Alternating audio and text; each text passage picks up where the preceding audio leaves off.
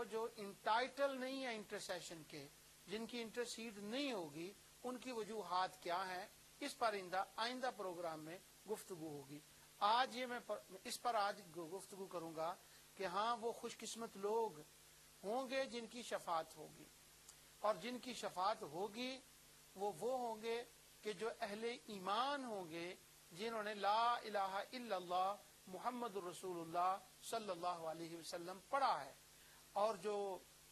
انبیاء شفاعت کریں گے ان کو اللہ تعالیٰ اذن دے گا، وہ معزون ہوں گے، وہ اللہ تعالیٰ کی اجازت سے، اس کے حکم سے وہ شفاعت کریں گے۔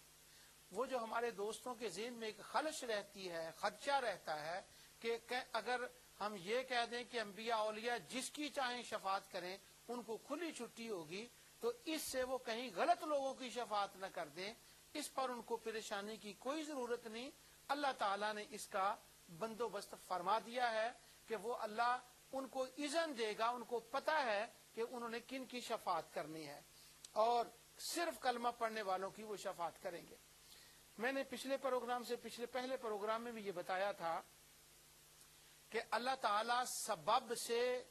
دنیا کے اندر کام فرماتا ہے، افعال فرماتا ہے،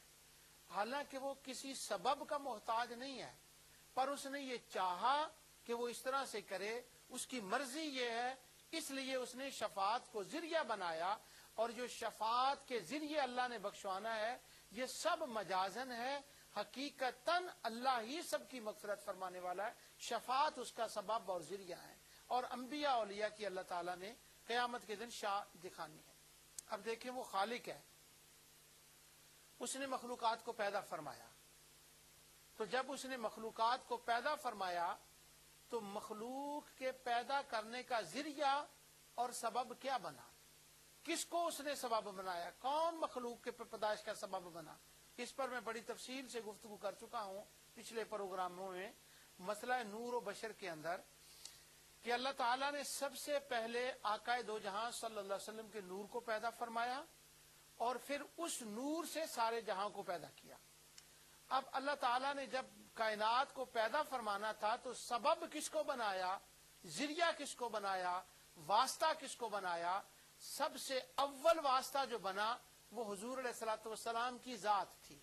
یعنی تخلیق جب ہوئی تو اس کا سبب جب مصطفیٰ کی ذات بنی، تو اب قیامت کے دن اللہ تعالیٰ نے جب کائنات کو معاف کرنا ہے اور اپنی بخشش اور رحمت کے دروازے کو کھولنا ہے، تو خدا کی مرضی یہ ہوئی کہ میں اپنے محبوب کی شان کائنات کو دکھاؤں، اس محبوب کی کہ جس کے سبب سے یہ ساری کائنات معرض وجود میں آئی۔ آج میں سب اس مخلوق کو بتاؤں کہ جب میں نے کائنات کی مغفرت کرنی ہے، ان کو جنت میں بھیجنا ہے، تو پھر بھی میں لوگوں کو دکھا دوں کہ لوگوں دیکھو، جس کے ذریعے سے تم معرض وجود میں آئے ہو، اب جن کو جنت ملنے والی ہے آج وہی سبب جنت کا بن رہے ہیں، اور جنہوں نے ان کا انکار کیا، ان کا انکار کرنا، ان کا منکر ہونا، وہ بھی دوزخ میں جانے کا سبب ان لوگوں کے لیے بن رہا ہے۔ تو گویا ابتدا بھی جہان کی ذات مصطفیٰ سے ہوئی ہے اور انتہا بھی جہان کی ذات مصطفیٰ سے ہوگی۔ وہاں ابتدا ان کی تخلیق کے اعتبار سے ہوئی،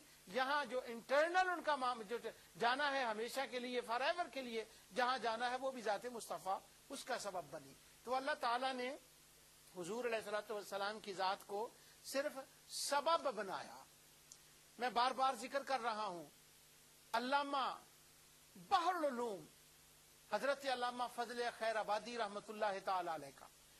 کیونکہ میں نے ابتداً سب سے پہلے مسئلہ شفاعت کو انہی کی کتاب سے تحقیق الفتاویٰ سے سمجھا تھا۔ ان کے پاس ایک خارجی آیا اس زمانے میں ہندوستان کے اندر، اور بڑا فن کا قسم کا خارجی تھا، وہ بڑا علم کے اوپر ناز تھا، اور خاص کر کے مسئلہ شفاعت کے اوپر تو وہ اپنے آپ کو ایکسپرٹ سمجھتا تھا کہ یہ ہے ہی شرک، اور اس کے اوپر اس نے بڑے دلائل جمع کر رکھے تھے۔ تو وہ علامہ فضل خیر آبادی رحمۃ اللہ علیہ کے پاس آیا۔ یہاں یہ بھی بات میں اہل علم کے لیے واضح کر دوں کہ ہندوستان کے اندر جو مسلمان ہوئے ہیں، مجھے پتا ہے کہ یہ ٹی وی نور ٹی وی اللہ تعالیٰ کی رحمت سے ہندوستان کے اندر، ساؤتھ افریقہ میں 160 ممالک میں دیکھا جاتا ہے، تو اس وقت میں خاص انڈیا کی بات کر رہا ہوں، ہندوستان کی بات کر رہا ہوں کہ ہندوستان کے اندر جو اسلام آیا ہے وہ اولیاء اللہ کی وجہ سے، انڈونیشیا کے اندر اسلام آیا، وہ انڈونیشیا کی وجہ سے اسلام کو پھیلایا یہ اولیاء اللہ نے، وہی اس کا سبب بنے ہیں۔ تو ہندوستان میں سب لوگ مسئلہ شفاعت کو اسی طرح مانتے تھے جیسے ہم مانتے ہیں۔ یہ تو تقریباً کوئی 12ویں صدی میں، یعنی نبی اکرم نور مجسم صلی اللہ علیہ وسلم کے 1200 سال بعد، ہندوستان خوش قسمت ملک ہے کہ 1200 سال وہ خارجیت کے جراثیم سے محفوظ رہا، وہاں خارجیت نہیں گئی۔ 1200 سال کے بعد جب داخل ہوئی تو وہاں کے علماء نے جب اس کا رد کیا، جو خوارج علماء وہاں گئے تو وہ ہندوستان سے تھے، عرب کے اندر، وہاں سے متاثر ہو کر آئے، وہ خارجیت کے جراثیم وہاں لے کر آئے۔ تو پبلکلی اور رائٹنگ میں جس نے سب سے پہلے خارجیت کا رد کیا وہ علامہ فضل خیر آبادی رحمۃ اللہ علیہ تھے، اور کشمیر کے اندر جس نے سب سے پہلے مسئلہ شفاعت کے اوپر، اختیار کے اوپر، اللہ کے محبوبوں کی شان کے اوپر جو اعتراضات خوارج نے کیے، جو پہنچے کشمیر کے اندر، سب سے پہلے جس نے رد کیا وہ ایک صوفی بزرگ حضرت میاں محمد بخش رحمۃ اللہ تعالی علیہ تھے۔ تو مولانا فضل خیر آبادی پہلے رد کرنے والے تھے۔ تو وہ خارجی عالم ان کے پاس آیا، نہیں خارجیت تھی، بچی تھی خارجیت اس وقت، اب تو وہ جوان ہو کر پروان چڑھ گئی۔ تو علامہ فضل خیر آبادی سے مسئلہ شفاعت کے اوپر بحث کرنے لگا۔ وہ کہنے لگا جب بخشنا اللہ نے ہے، داخل جنت میں اللہ نے کرنا ہے، گناہ اللہ تعالی نے معاف کرنے ہیں، تو اگر آپ حضور کی شفاعت کے لیے حضور کا نام، انبیاء اولیاء کا نام اور شفاعت کا نام نہ لیں، اگر آپ یہ کہیں کہ اللہ نے بخش دیا ہے، تو اس سے کیا فرق پڑتا ہے؟ ذرا ہمیں تسکین ہو جاتی ہے، جو ہمارے ذہن میں ہماری توحید ہے اس توحید کا نام آ جاتا ہے تو ہمیں ذرا سکون مل جاتا ہے۔ تو آپ شفاعت کا نام نہ لیں تو آپ کو کیا فرق پڑتا ہے؟ تو مولانا فضل خیر آبادی علیہ الرحمہ نے اس سے پوچھا کہ مجھے یہ بتا، جب تو کھانا کھاتا ہے تو کھانے کا نام لیتا ہے کہ مجھے بھوک لگی تھی تو میں نے کھانا کھایا تو میری بھوک دور ہو گئی۔ اب بھوک دور کرنے والا تو اللہ تعالیٰ کی، وہ اللہ ہے۔ اگر اللہ کا تو نام لے کہ مجھے اللہ نے میری بھوک کو دور کر دیا، اور یہ 2 روٹیوں کا نام نہ لے تو تجھے کیا فرق پڑتا ہے؟ تو وہ خارجی عالم کہنے لگا یہ 2 روٹیاں نہیں ہیں، یہ اللہ تعالیٰ کا دیا ہوا رزق ہے، یہ اس کی عنایت ہے، یہ اس کا ذریعہ اور سبب ہے بھوک مٹانے کا۔ تو یہ 2 روٹیاں تو اللہ کی نعمت ہیں، اگر میں روٹیوں کا نام نہ لوں تو میں تو اللہ کی